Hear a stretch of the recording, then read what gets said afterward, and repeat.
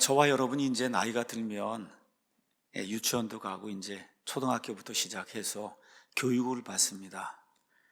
교육 받을 때 무언가를 배우기 위해서 우리가 이제 책을 읽습니다.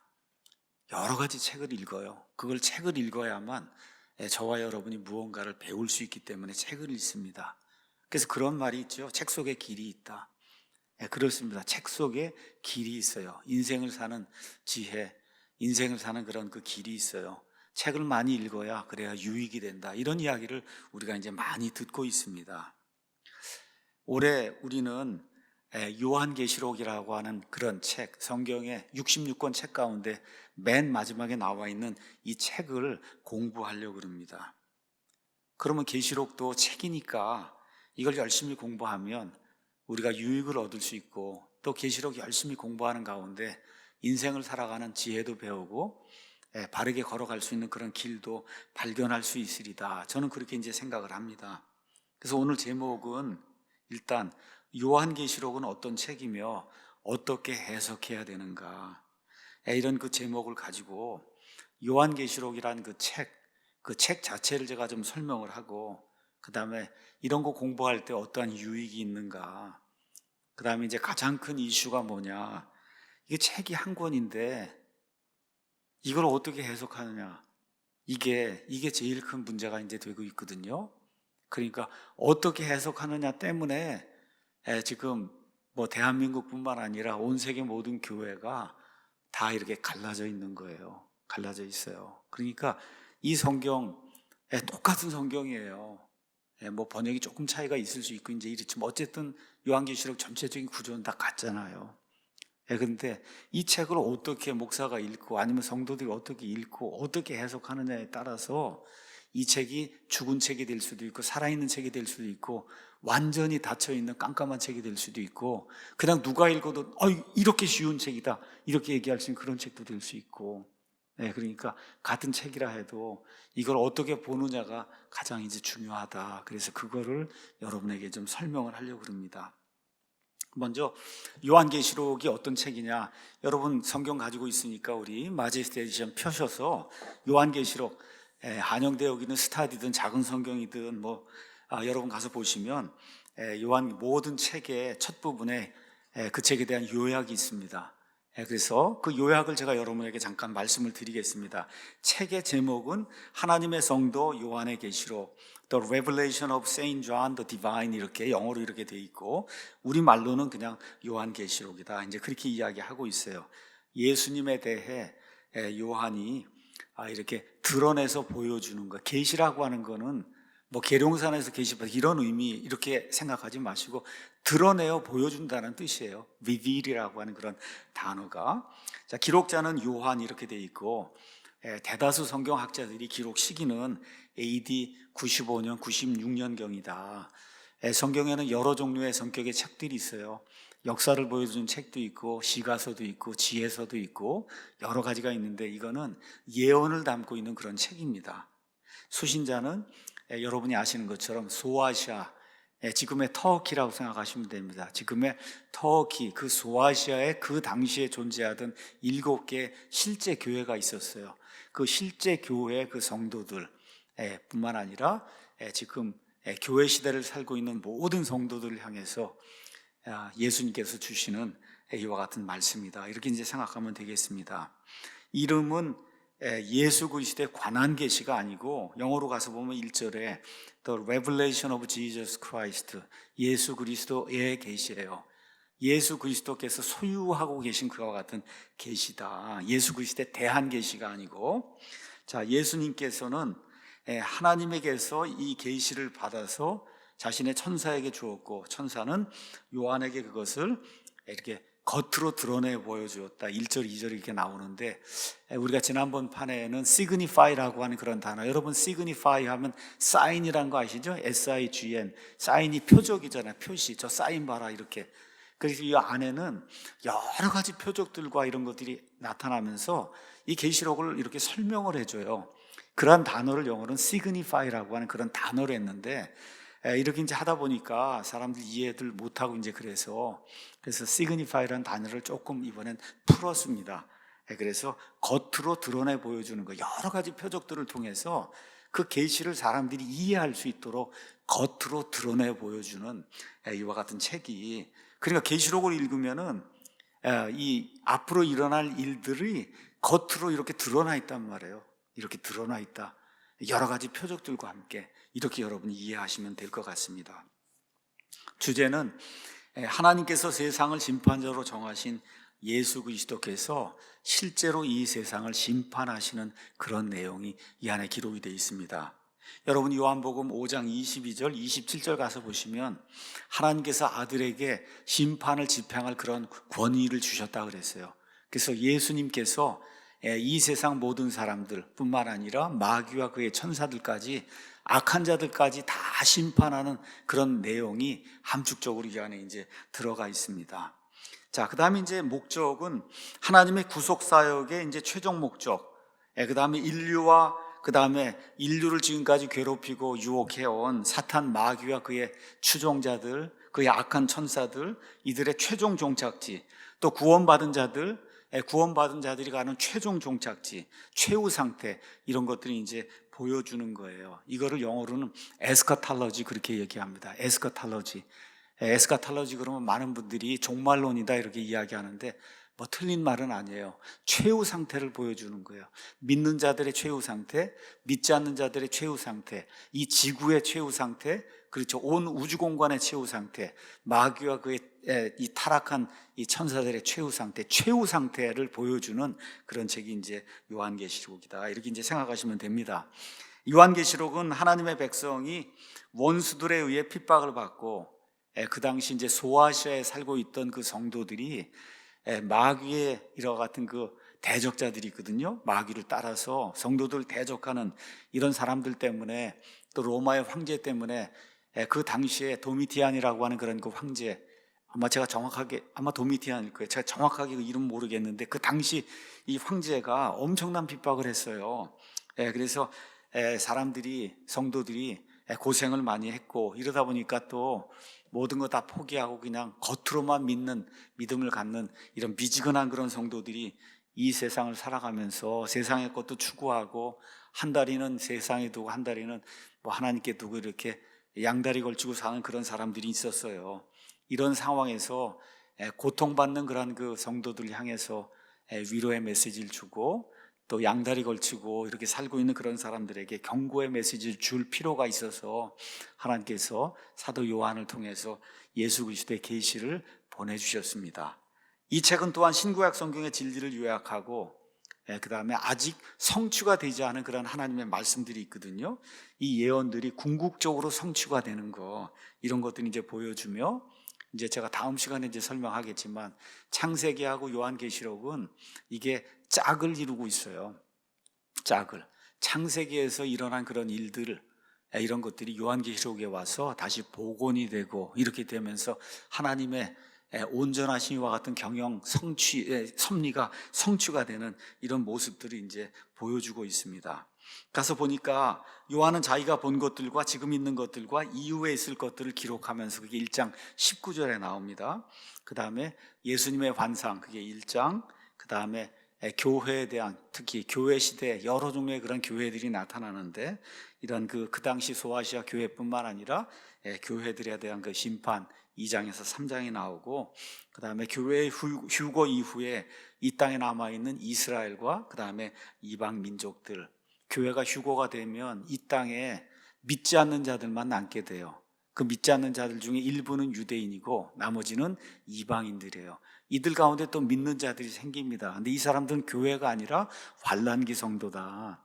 영어로 tribulation saint다. 그렇게 이제 말씀을 드렸어요. 그래서 이 땅에 예수님이 말씀하신 이런 엄청난 규모의 이제 환난이 임하게 됩니다. 그래서 7년 환난기 4장에서 19장, 특별히 그 7년 환난기의 후반부 3년 반을 예수님이 큰 환난, 대환난이라고 이야기했어요. 이런 것들이 쏟아지는 그와 같은 때가 4장에서부터 19장에 이제 기록이 돼 있고, 그 다음에 예수님께서 재림하셔서 19장 끝에 가서 보시면, 그러고서 이 땅에 천년 왕국을 세우시는 내용이 20장에 이제 기록이 돼 있고, 20장 첫 부분에.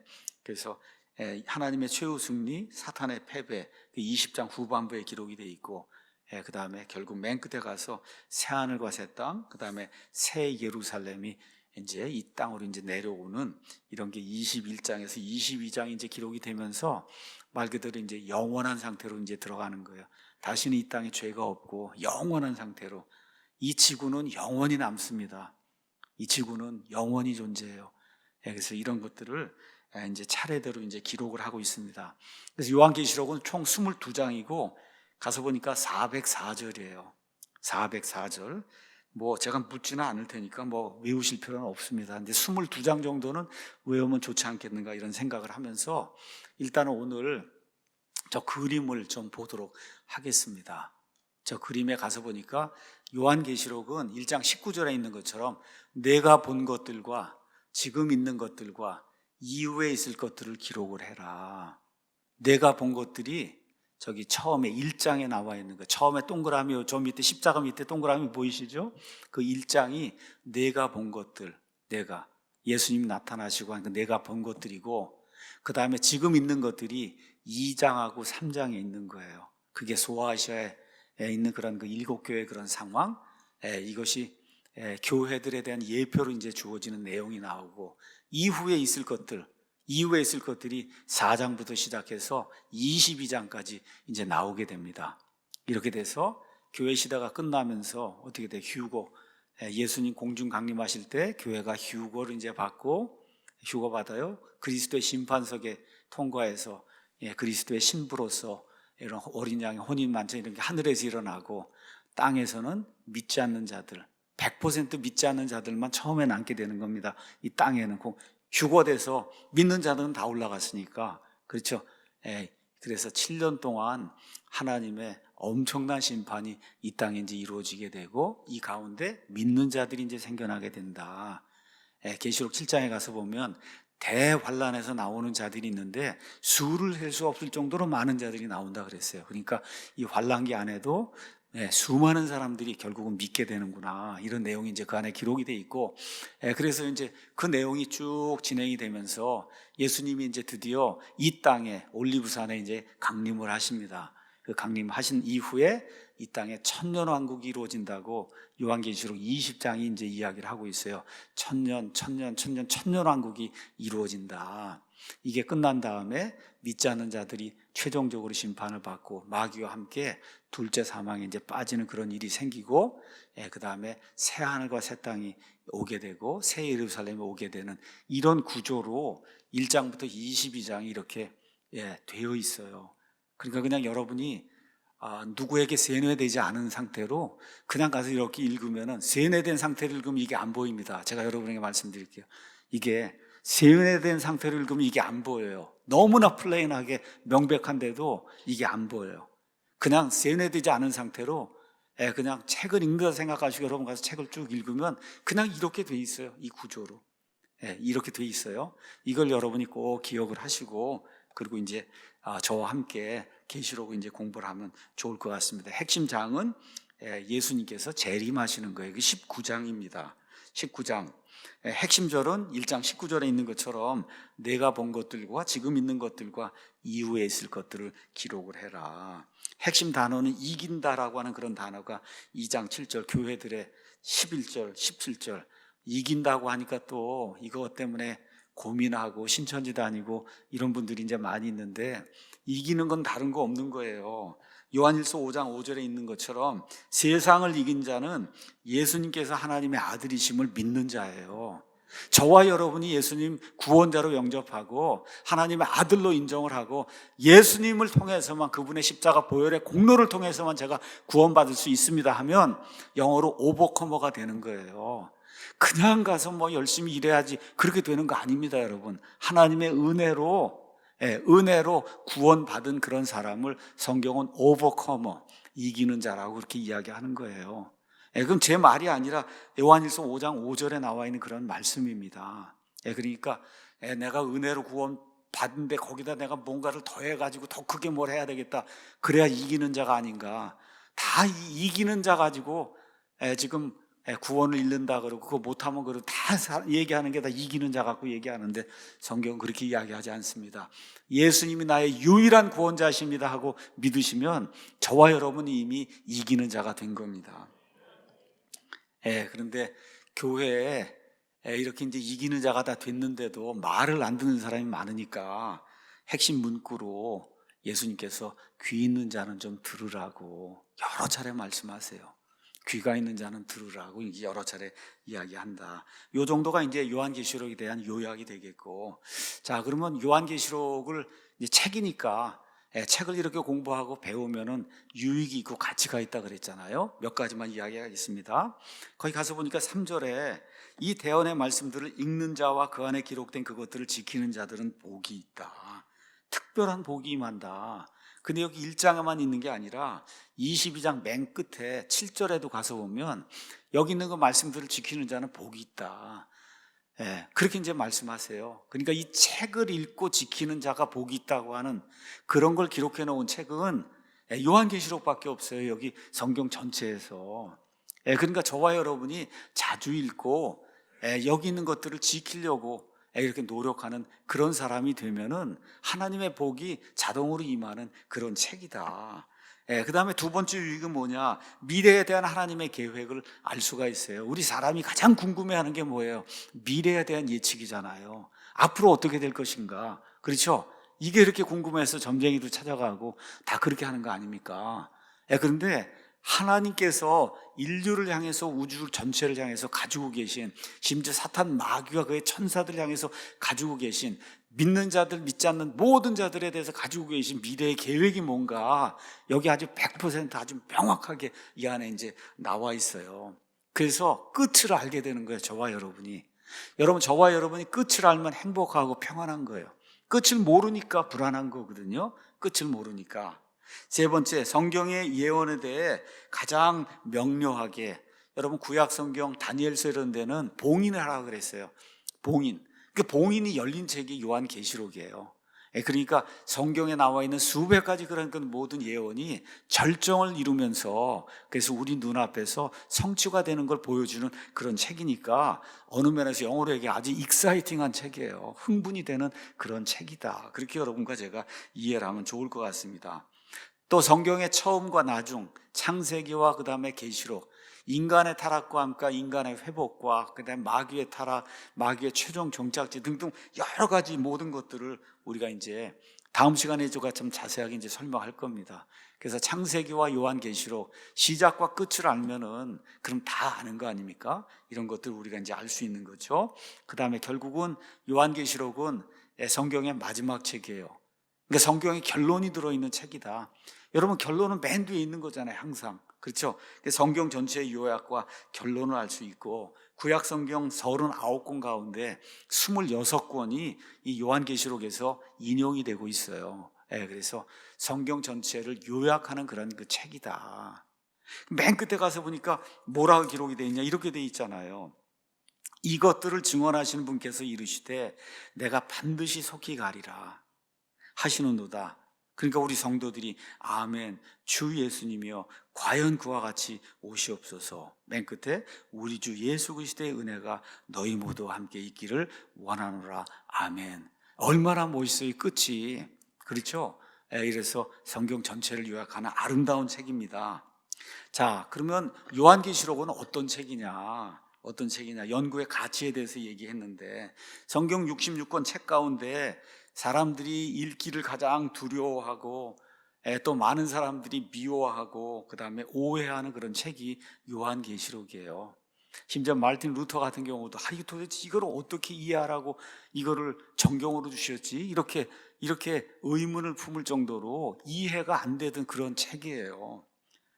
또 지금 대다수 교회 성도들 그 신천지나 이런 데서 그거 읽는 거지, 그거 읽으면 안 된다 해서 성도들 그거 읽으면 그러면 뭔가 이단에 빠질 듯한 이런 걸로 해서 어느 면에서 암암리에 이렇게 읽지 못하게 만드는 그런 일들이 교회 안에서 이제 일어나잖아요. 여러분 친구들이나 누구에게 물어보고 요한계시록 읽는다 그러고 공부한다 그러면 아니고 위험한 책을 너가 어떻게 다 이해할 수 있냐 그러고 다 그렇게 얘기하잖아요. 그게 사실이에요 지금.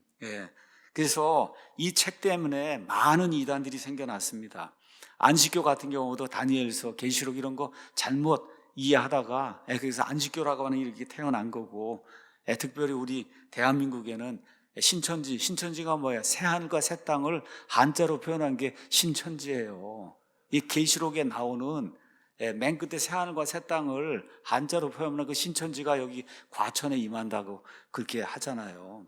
그렇죠? 청계산에 이렇게 임한다. 이렇게 해서 이런 이단들이 이제 생기는 거예요. 어렵다, 이단 된다, 너 그거 잘못 읽으면 이단 빠진다, 뭐 등등 이렇게 해서 오해하는 그런 책이다. 근데 제가 여러분에게 말씀드릴 수 있어요. 이거 다 거짓말입니다.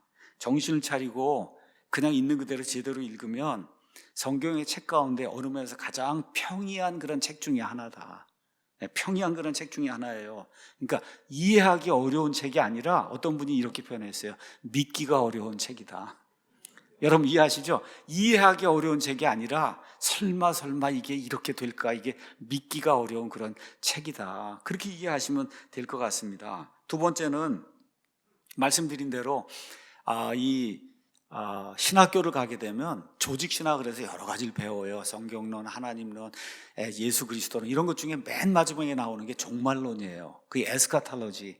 맨 끝이 어떻게 되느냐, 사탄이 어떻게 되냐, 교회는 어떻게 되냐, 유대인은 어떻게 되냐, 이방인은 어떻게 되냐, 그 다음에 이방 민족들은 어떻게 되냐, 그 다음에 이 세상 문화, 바벨탑에서 시작이 된 이런 세상 문화를 성경은 세상 체제, 정치, 문화 이런 걸 바빌론이라고 이야기하는데, 이런 그 바빌론 체제는 어떻게 되느냐, 그렇죠? 땅과 우주의 종말은 어떻게 되느냐, 이런 그 에스카탈로지, 이거 전체를 우리에게 알려주는 그런 귀중한 그런 책입니다. 자, 그 다음에 계시록은 이게 기록이 된 때부터 시종일관 신학적인 논쟁과 싸움의 근원이 된 그런 책입니다. 근원이 된 책이에요. 자, 이게 왜 그러냐, 설명을 좀 하도록 하겠습니다. 이 차트를 가서 보도록 하겠습니다. 아까 제가 처음에 계시록 전체 이제 그 그림을 보여드렸잖아요. 그 그림을 가서 보니까 성도들이 휴거받고 교회가 다 올라간 다음에 7년 환란기가 이렇게 있고, 환란기 이제 끝에 예수님이 이렇게 내려오시잖아요. 땅에 내려오셔서 뭐를 세우세요? 왕국을 세우잖아요. 그렇죠? 킹덤을 세워요. 그 킹덤의 기간이 얼마냐? 요한계시록 20장에 가서 보니까 1000년 해서 6번이나 1000년 동안 그 왕국이 지속이 된다. 그렇게 얘기를 하는 거예요. 그래서 이 전천년주의, 아니면 영어로 이제 프리밀레니얼리즘 이렇게 이야기하는 전천년설이라고 하는 거는 요한계시록에 나와 있는 그대로 예수님이 재림한 다음에 천년왕국이 이루어진다, 이렇게 믿는 거를 전천년주의라고 이야기하는 거예요. 이해하시겠죠, 여러분? 전천년설 아니면 전천년주의 그렇게 얘기하면 요한계시록을 가서 읽어보니 예수님이 재림하신 다음에 이 땅에 1000년 동안 왕국을 세우신다고 그렇게 기록이 돼 있는 거예요. 이렇게 믿는 게 전천년주의인데, 이거를 반대하는 사람들이 엄청나게 많습니다. 이 그리스도인들 가운데 이 전천년주의를 반대하는 이런 분들. 자, 그래서 계시록을 반대하는 가장 큰 이유가 뭐냐? 요한계시록 20장 1절에서 6절 말씀을 믿을 수가 없다는 거예요.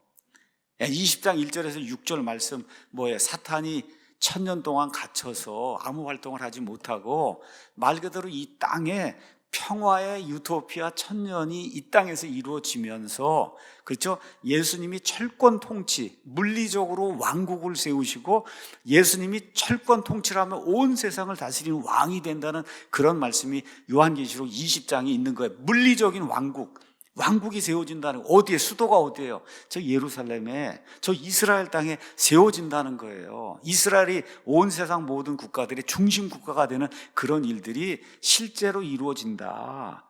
이거를 못 믿는 거예요. 이거를 믿을 수가 없다. 그렇게 이제 사람들이 생각을 하는 거예요. 자, 이렇게 이제 되면서 어떤 이론이 이제 또 나오느냐 하면, 예수님이 평화의 왕국을 가져오는 게 아니라 인간들이 노력을 해서 유토피아를 세우면 맨 마지막에 예수님이 오시는 거다, 이렇게 얘기하는 걸 후천년주의. 그러니까 인간의 이 황금기를 인간이 힘으로 만들어 놓으면 맨 마지막에 예수님이 오신다, 그래서 다스린다, 이렇게 하는 걸 후천년주의라고 얘기하는 거고, 거기서 예수님은 빼고 재림은 빼고 인간이 유토피아를 지금 가져올 수 있다고 하는 게 지금 그레이 리셋 이렇게 하는 사람들 이 세계정부주의자들이 얘기하는 인간이 만들 수 있는 유토피아를 만들겠다고 노력하는 거예요. 그게 저 후천년주의하고 같은 맥락으로 인간의 힘으로 평화의 세상을, 완벽한 세상을 가져올 수 있다, 이렇게 주장하는 게 저 후천년주의다. 자, 그러면 이번에 우리가 이제 살펴봐야 될 거는, 성경에 이제 66권의 책이 있는데 66권 책 가운데 가장 그리스도인들 가운데 믿지 않는 사람은 빼고 그리스도인들 가운데 가장 논쟁이 많이 되는 책 2권을 뽑아라. 그럼 어떤 책인 것 같아요, 여러분? 창세기하고 요한계시록.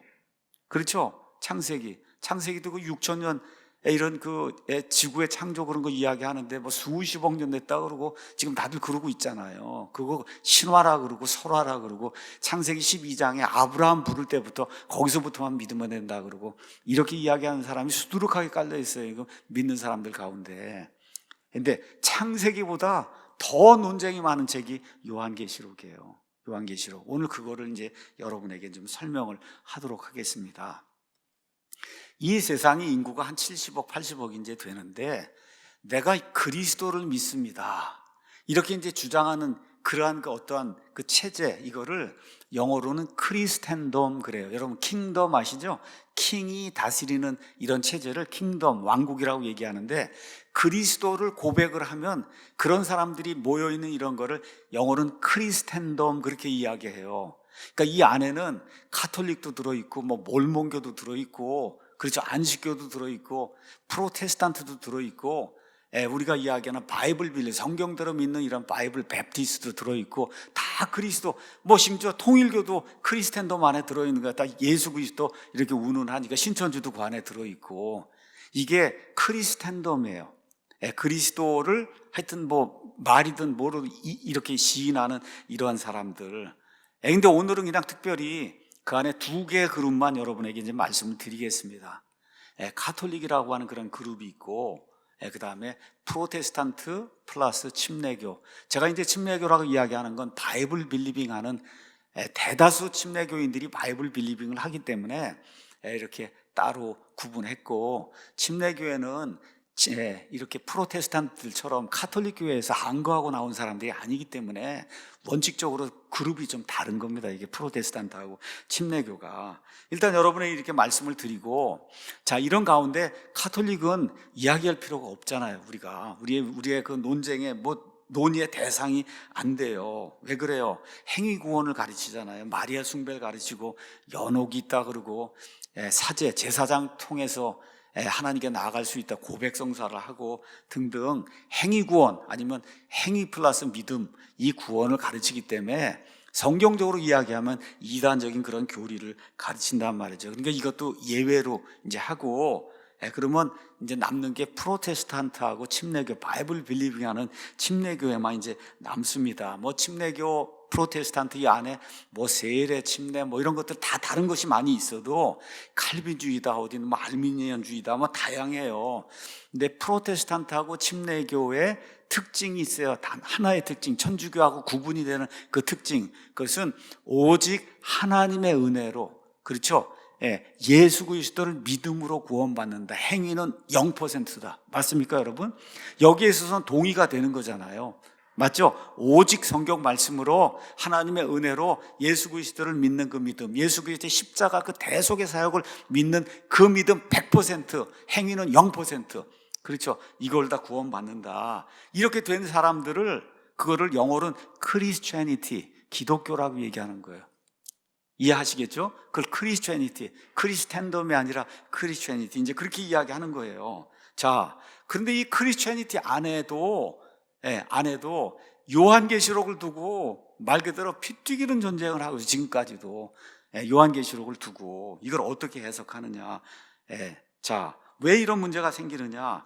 프로테스탄트하고 그 다음에 이 바이블 빌리브하는 이런 침례교인들하고는 근본적으로 성경을 보는 관점이 다릅니다. 성경을 보는 관점이 달라요. 그 관점의 핵심이 뭐냐? 이 구약에 나와 있는 이스라엘을 어떻게 볼 것인가, 이게 차이가 있는 거예요. 구약에 나와 있는 저 이스라엘, 아브라함의 자손 저 이스라엘, 지금 저 1948년 저 5월에 저 세워진 이스라엘은 저 국가가 있잖아요. 저 국가를 어떻게 볼 것이냐. 천주교 아니면 천주교에서 나온 프로테스탄트, 루터니, 칼빈이, 뭐 조나단 에드워드니, 웨슬리니 뭐 등등 그런 그 유명한 그런 모든 사람들은 신약시대 저와 여러분의 이 이방인 교회잖아요. 이방인 교회가 구약의 이스라엘을 대체했다 이렇게 주장을 하는 거예요. 그분들은 이렇게 되니까 구약시대에 이스라엘에게 하나님께 주신 그런 약속들 있잖아요. 그런 모든 약속을 우리 교회가 차지하는 거다. 이스라엘에게 하나님 주신다는 복은 다 교회가 차지한다. 평안하다, 보호받는다. 이거 다 교회가 차지하는 거다. 근데 그런 약속들 가운데 조금 뭐라 그럴까? 그렇게 얘기하기가 어려운 약속이 있어요. 어떤 약속이 있냐? 하나님이 이스라엘에게 뭐라 그랬어요? 아브라함에게 준 저 땅을 이스라엘이 영원토록 소유한다 그랬잖아요. 저 가나안 땅을. 그래서 영원토록 소유한다. 그래서 저 땅에 영원토록 다윗의 왕좌가 세워지고 그래서 왕국이 세워진다는 이런 약속이 있잖아요. 우리 한번 가서 이사야서 9장을 보겠습니다. 이사야서 9장 6절 가서 보면 이는 한 아이가 우리에게 태어났고 한 아들이 우리에게 주어졌는데 그의 어깨에는 정권이 놓이고 그의 이름은 놀라우신 분, 좋은 자, 강력하신 하나님, 영존하신 아버지, 평화의 통치자를 할 것이기 때문이라. 그의 정권의 확장과 그 메시아의 정권의 확장과 평화의 증진이 끝이 없으며 그가 다윗의 왕자와 그의 왕국 위에 군림하여 그것을 정비하고 이제부터 영원토록 판단의 공의와 정의로 그것을 굳게 세우리라. 군대들의 주의 열심히 이것을 이루시리라. 이렇게 돼 있잖아요. 메시아가 저 이스라엘 땅에 다윗의 왕자를 세우고 영원무궁한 그런 왕국을 세운다. 우리 한번 누가복음 1장에 가서 보겠습니다. 마리아에게 천사 가브리엘이 나타나서 이야기하는 내용이 1장 31절에 가서 보니까 보라 내가 내 태에 수태야 아들을 낳고 그의 이름을 예수라 하리라. 그가 크게 되고 가장 높으신 분의 아들이라 불릴 것이요 주 하나님께서 그의 조상 다윗의 왕좌를 그에게 주시리니 그가 영원토록 야곱의 집 이스라엘을 통치하며 그의 왕국이 무궁하리라. 이런 내용이 이 안에 기록이 돼 있잖아요. 그렇죠? 이게 이렇게 이런 내용, 물리적인 왕국이 세워지고 메시아가 와서 물리적으로 이거 철권 통치하고 이런 이야기가 이제 나온단 말이에요. 그러면 이 카톨릭 교인들이나 아니면 이 프로테스탄트들은 이런 걸 다 뭐라고 얘기하냐? 그건 다 영적인 거다. 그 진짜가 아니라 영적인 거 이야기하는 거다. 영적인 거. 그러면 이제 요한계시록 20장에 천년왕국에서 예수님이 1000년 동안 이렇게 다스리신다. 그러니 영적인 천년을 이야기하는 거고 지금의 교회 시대가 예수님이 영적으로 다스리시는 천년왕국 시대다. 이렇게 성경을 해석하는 그런 분들이 있는 거예요. 그래서 이러한 이론을 보통 우리가 뭐라고 얘기하냐? 영어로 여기 가서 보시면 무천년주의, 밀레니얼리즘 이렇게 얘기하는 거. 천년왕국이 없다는 거예요. 실제적인 천년왕국이 없다. 교회가 지금 왕국이다. 이렇게 이야기를 하는 거예요. 이게 카톨릭 교회의 무천년주의. 이걸 누가 만들어줬냐? 어거스틴이 만들었고 어거스틴 이후로 지금까지 거의 1600년 동안 카톨릭 교회와 칼빈, 루터 이런 모든 사람들, 이 프로테스탄트들이 가지고 있는 게 저게 무천년주의예요. 무천년주의. 자, 이거에 반해서 우리 바이블을 있는 그대로 믿는다고 하는 우리 침례교인들, 바이블 빌리버들은 뭐라고 얘기하냐? 아니라는 거예요. 문자 그대로 구약의 이스라엘은 교회와 다른 존재다. 교회와 다른 존재라는 거예요. 그래서 성경을 가서 읽어보면 이 구약시대 그 이스라엘이 쫓겨났다가 세상 맨 끝이 되면 다시 자기들의 땅 이스라엘로 돌아오고 예수님이 이스라엘 땅에 있는 예루살렘에 있는 저 올리브산에 진짜로 발을 내딛고 이 땅에 재림을 하신다. 그리고 다윗의 왕자를 진짜로 세우시고 직접 다스리시고 그래서 이런 평화의 왕국이 되면 이사야서 11장에 있는 것처럼 정말 그 왕국에는 해하거나 상함이 없고 그렇죠. 사자하고 아이가 같이 놀고 독사가 같이 놀고 이런 모든 일이 문자 그대로 이루어진다. 그래서 육식을 하던 그런 모든 동물들이 노아의 홍수 이전처럼 초식을 하는 그러한 일들이 문자 그대로 이루어진다. 그걸 그대로 믿어야 되지 않느냐. 이렇게 이제 주장하는 거예요. 저와 같이 바이블 빌리브게 하는 그런 분들은 이 두 개의 신학 사조가 프로테스탄트 그다음에 이 침례교회를 지배하고 있고 극렬하게 대립을 하고 있어요. 우리 대한민국 같으면 장로교, 감리교가 중심이 돼서 교회들이 이제 형성이 돼 있으니까 당연히 무천년설이죠. 무천년설. 그렇게 이제 돼 있고, 이스라엘 대체 신학 너무 당연히 그렇게 믿고 있고, 칼빈주의 대세가 돼 있고, 칼빈주의 그 신학을 언약 신학 이렇게 되니까 이분들은 천년왕국 이런 거 없다고 얘기를 하는 거예요. 없다고 이제 이야기를 하는 겁니다. 미국에 가면 대다수가 침례교인이고 바이블 빌리브하는 이런 분들이니까, 이런 분들이 믿는 그와 같은 그 신학은, 아까 언약 신학은 covenant theology 이렇게 얘기하는데, 이거에 비해서 우리는 dispensational theology 그렇게 얘기해요. dispensational. 이건 이제 보통 한국 사람들이 이거 번역하면서 좋지 않은 이름을 붙였어요. 세대주의다. 그래서 왜 이렇게 붙였냐? 세대마다 구원 방법이 다르다고 가르치기 때문에 이단이다. 여러분, 이거 정말 이런 얘기하면 안 됩니다.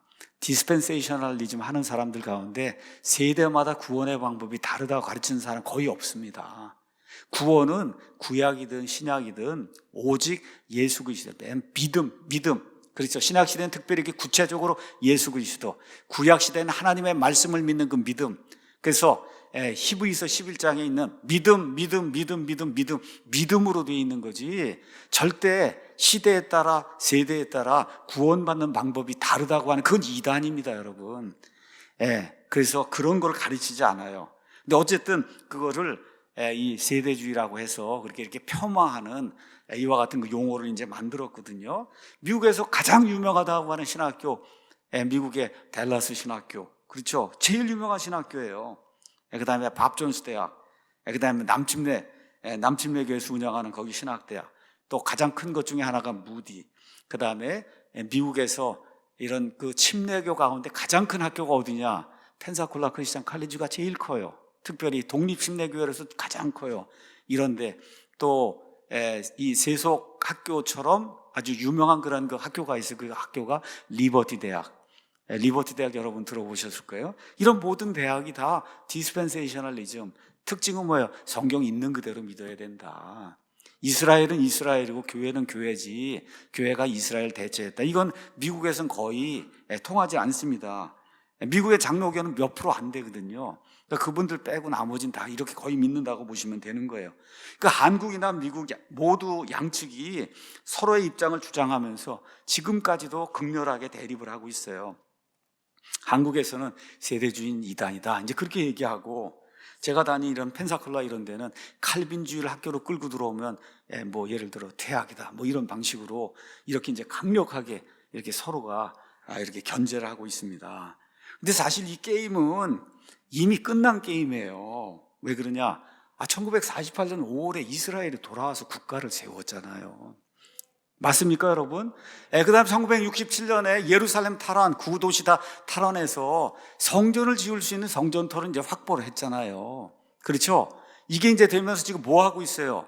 성전 연구소 등에서 이 요한계시록 11장에 나오는 환란기 성전, 그걸 짓기 위해서 모든 걸 다 준비해 놓고 지금 있지 않습니까? 그렇죠? 이런 모든 걸 보면 이미 게임이 끝난 게임이에요. 어떻게 해야 돼요? 성경 있는 그대로 믿는 그런 것이 맞는 겁니다. 자, 그런데도 불구하고 어거스틴 이후 약 1600년 동안 가톨릭 교회, 그 다음에 프로테스탄트 이런 교회는 무천년주의를 고수하고 이 성벽이 무너져 내리지 않고 오히려 문자 그대로 성경 그대로 믿는 사람들 아주 열렬하게 이제 공격을 하고 있어요. 이런 사람들의 주장에 특징이 있어요. 첫 번째, 휴거가 없다 그럽니다. 그 다음에 환란기 이런 거 없다 그러고, 천년왕국이 없다 그러고, 이렇게 누가 나오면은 이 사람이 무천년주의 하는 사람이구나, 천주교 가톨릭 여기에 이제 심취가 된 그런 사람이구나, 칼빈주의 하는 사람이구나, 이렇게 이제 여러분이 이해를 하시면 됩니다. 근데 이런 그 사람들 가운데 또 어떤 사람은 휴거가 있다고 믿는 그런 사람도 있어요. 그런 사람들은 우리가 보통 뭐라고, 역사적 전천년주의를 믿는 그런 사람이다. 이런 사람의 특징이 있어요. 특징이 뭐냐? 휴거가 7년 환란기 전에 일어나는 게 아니라 이걸 다 통과하면 휴거가 일어난과 동시에 예수님이 강림하셔갖고 이렇게 해서 이 땅에 천년왕국이 이루어진다고 하는, 이런 걸 이제 주장하는 그런 분들이 있어요. 마태복음 24장 13절 끝까지, 그렇죠? 여기 끝을 목숨으로 생각하는 분들이 있어요. 그 끝은 목숨이 아닙니다. 가서 한번 24장 13절, 14절 말씀을 나중에 마태복음 가서 한번 살펴보세요. 그게 목숨 끝까지인가? 그게 아니거든요. 끝까지 견디는 자는 구원받는다. 이런 거 주장하면서 그래서 환란기 통과해야 된다고 주장하는 그런 분들이 있어요. 자, 이런 내용을 여러분에게 이제 말씀을 드리는 거예요. 왜 말씀을 드리냐? 동일한 책을 놓고 해석이 완전히 다르게 극과 극의 해석이 이제 나오니까 여러분에게 말씀을 드리는 거예요. 자, 그러면 요한계시록을 해석하는 4가지 방법이 있습니다. 첫 번째 방법은 과거적인 해석 방법을 취하는 거예요. 이건 뭔 얘기냐? 이 책이 AD 96년경에 이제 기록이 돼 있는데 AD 96년경에는 여기 있는 일들이 이미 다 지나간 과거가 됐다는 거예요. 이미 다 이루어졌다는 거예요. 이미 다 이루어졌다. 그래서 이걸 누가 믿냐? 가톨릭 교회와 대다수 장로교회, 여기에서 이제 이걸 믿어요. 이렇게 해서 과거주의적인 해석을 취하는 거예요. 근데 이거를 증명하려고 하다 보니까 잘 안 되거든요. 대다수 학자들이 이게 AD 96년경에 기록이 됐다고 하니까 아니다. 이 책은 AD 70년 이전에 기록이 됐고 특별히 네로 황제 때 엄청난 핍박을 받는 그런 시대에 이게 기록이 됐다 해서 그래서 시대도 바꾸려고 하고 저자도 사도 요한이 아니라 어떤 다른 요한, 성도 요한 누군가가 이걸 기록한 거다. 이렇게 이제 이야기하는 그런 사람들이 있어요. 이렇게 이제 되다 보니까 여기 기록된 모든 게 AD 70년 이전에 다 이루어졌다는, 특별히 AD 70년 이전에. 이렇게 해서 이 사람들이 주장하는 게 뭐냐 하면 적그리스도가 네로라는 거예요. 그래서 어떤 사람이 적그리스도가 네로 나오면 이 사람이 과거주의적인 그런 해석을 하고 천주교나 장로교 무천년주의를 따르는구나, 이렇게 이제 생각을 하면 되는 거예요. 그래서 계시록 6장에서 19장의 모든 심판은 이미 다 이루어졌다. 네로가 적그리스도고, 그 다음에 예수님이 말씀하시는 재림은 AD 70년경에 예루살렘이 황폐화되면서 무너져 내린 그 사건, 그게 예수님의 재림이다. 이렇게 영해를 하는 이와 같은 사람들이 있어요. 이거를 과거주의적인 이와 같은 해석 방법이다. 그렇게 이야기하는 거예요. 이런 해석을 취하면은 여러분 이거 계시록 읽으면 이해가 되겠어요? 네로가 적고 있었는데 이미 다 끝났는데 이거 읽을 필요가 뭐가 있겠어요? 그러니까 안 읽는 거예요. 뭐만 있냐? 죽기까지 충성하라. 그거 구절만 1년에 한두 번 이게 설교를 하는 거예요. 그거 빼고는 안 읽는 거예요. 이미 다 AD 70년에 다 이루어진 거니까 읽을 필요가 없잖아요. 이쯤 되면은. 그래서 이러한 문제를 이제 안고 있는 겁니다. 문제가 뭐냐? 대한민국의 거의 대다수 교회가 다 이러한 포지션을 취하고 있어요. 그러니까 계시록을 안 가르치는 거예요. 안 가르치는 거예요. 계시록을 안 가르치다 보니까 계시록을 가르쳐 주겠다는 애가 나타났죠. 누구예요? 그게 신천지예요. 그래서 사람들이 다 거기 빠지는 거예요. 교회는 안 가르치고 우리가 열심히 해서 가르치겠다고 하는 데가 나타나서 성경 공부 시켜준다고 하니까 사람들이 이제 거기에 빠져서 그 많은 사람들이 지금 이단에 빠져서 엄청난 고생을 지금 하고 있는 거죠. 두 번째는 뭐냐? 역사적인 해석 방법이 있는 거예요. 이건 뭐냐면 계시록에 특히 4장부터 나오는 그 모든 거는 이 교회 시대의 모든 것들을 축소를 해놓은 거라는 거예요. 그러니까 계시록에 나오는 7가지 이제 봉인이 있고 7가지 나팔이 있고 7가지 금병이 있고 이게 지난 한 2000년 동안의 교회 역사 있잖아요. 교회 역사 가운데 중요한 그런 사건들을 하나하나 이렇게 예수님이 미리 보여주신 거다. 이렇게 이제 이야기를 하는 거예요. 그러니까 예를 들면 이렇게 이제 얘기해요. 계시록 16장의 사건은 계시록 22장이 있는데 16장이니까 계시록에서 4분의 3쯤에 위치해 있으니까 이거는 1517년쯤에 일어난 종교개혁.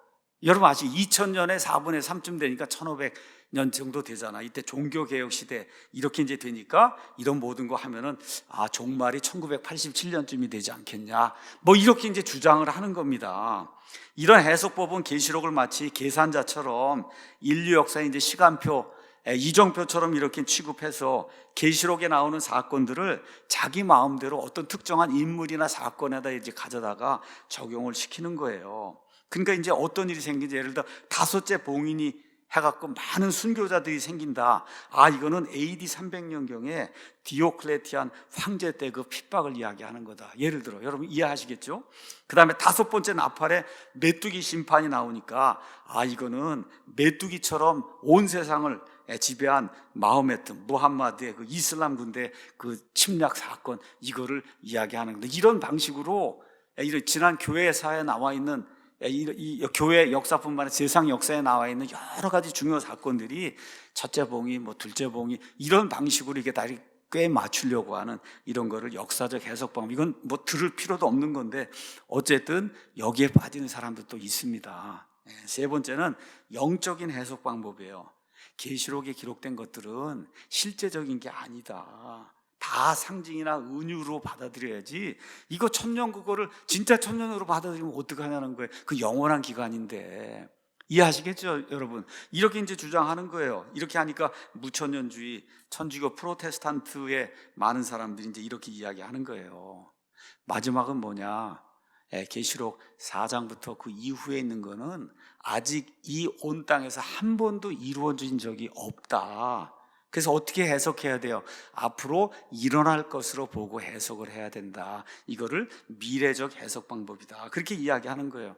여러분 보시니까 어떤 게 맞는 것 같아요? 네 가지 중에 그냥 너무나 당연하게 네 번째 게 맞잖아요. 그렇죠?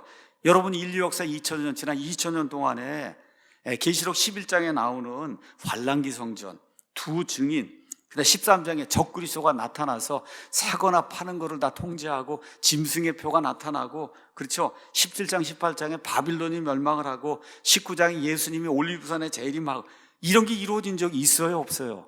없잖아요. 그러니까 앞으로 이루어질 거라고 믿고 이 계시록을 읽어야지, 그게 다 이루어졌다 그러고 그건 다 그냥 은유 비유니까 그거 읽을 필요 없다 그러고, 이런 방식으로 성경을 해석하면 안 된다는 거예요.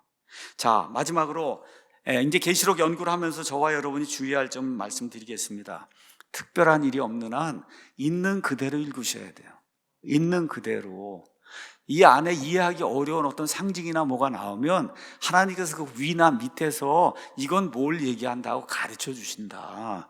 그러니까 있는 그대로 1260일, 그렇죠? 3년 반, 1000년 이렇게 나오면 그냥 있는 그대로 저와 여러분이 성경을 읽으셔야 되는 거예요. 그 다음에 사건의 배열에 우리가 신경을 써야 돼요. 하늘에서 일어난 건가? 땅에서 일어난 건가? 이거 거기 다 나와 있으니까 하늘에서 일어난 건가? 땅에서 일어난 건가? 이걸 잘 봐야 됩니다.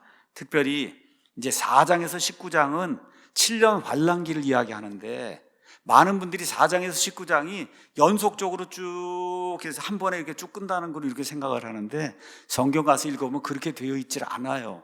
어떻게 되어 있어요? 7년 다 하고 또 다시 돌아와서 이만큼 하고 또 다시 돌아와서 이만큼 하고, 이렇게 연속적으로 반복이 되는 그런 구조로 저와 여러분 성경 읽으면 그렇게 되어 있어요. 그거를 잘 기억을 하고 그리고 성경을 읽어야 된다. 결론의 말씀 드리겠습니다. 자, 요한계시록 1장 1절에서 3절 가서 보니까 예수 그리스도의 계시다. 여기 나와 있는 거는 사람의 계시가 아니라 하나님이신 예수 그리스도의 계시다. 이렇게 이제 돼 있고, 그 다음에 이걸 특별히 또 뭐라고 그랬느냐? 하나님의 말씀과 예수 그리스도의 증언이라 그랬어요. 여러분, 증언은 누가 하는 거냐? 증인이 하는 게 증언이잖아요.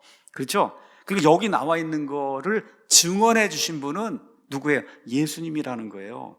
그래서 5절에 가서 보니까 신실한 증인이시오.